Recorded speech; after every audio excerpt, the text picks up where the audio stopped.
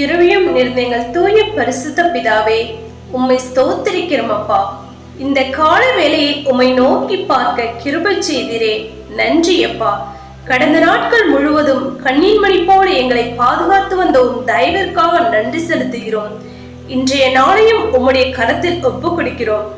கர்த்ததாமே எங்களை பாதுகாத்து கொண்டு வழி நடத்த வேண்டுமா ஜெபிக்கிறோம். எசப்பா, உம்முடைய அநாதி சிநேகத்தால் அழைக்கப்பட்ட நாங்கள் யாவரும் அழைக்கப்பட்ட அழைப்பை காத்து கொண்டு உமக்கு பிரியமான பாத்திரவன்களாய் காணப்பட்டு நீர் நியமித்த ஓட்டத்தில் சரியாய் ஓடி ஜெயத்தை பெற கிருபை செய்யுங்க.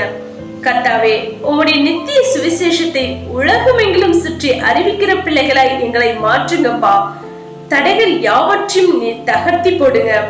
ஏசப்பா, இந்த வேளையில் பலவீனங்களோடு சுகவீனங்களோடு வியாதி வேதனையோடு இருக்கிற யாவருக்காகவும் ஜெபிக்கிறோம்.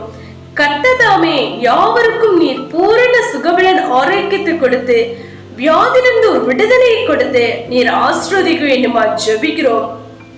ஏசப்பா, நாங்கள் யாவரும் ஒவ்வொரு நாளும் ஜெபத்திலும் வேதத்தை தியானிக்கிறதிலும் இன்னும் அதிகமாய் வளர்ந்து உமக்குள்ளாய் ஆவிக்குள்ளாய் எழும்பி பிரகாசிக்கிற பிள்ளைகளாய் நீர் எங்களை மாற்ற வேண்டுமா ஜெபிக்கிறோம்.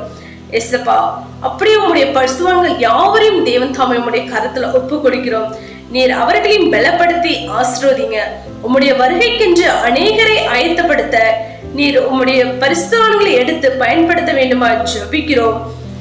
எஸ்ஸப்பா, தானியேல் வேண்டிக் கொள்ள தொடங்கின போதே கட்டளை வெளிப்பட்டது என்று நாங்கள் வாசிக்கிறோமே, அப்படியாக நாங்கள் கேட்டுக்கொள்கிற ஒவ்வொரு ஜெப விண்ணப்பங்களுக்கும் தேவன் தாமே பதிலை கொடுத்து நீர் ஆசீர்வதிக்க வேண்டுமா ஜெபிக்கிறோம். எங்களை தாழ்த்து அப்படிக்கிறோம். சகல துதிகன மகிமை யாவும் ஒருவருக்கே ஏறடிக்கிறோம்.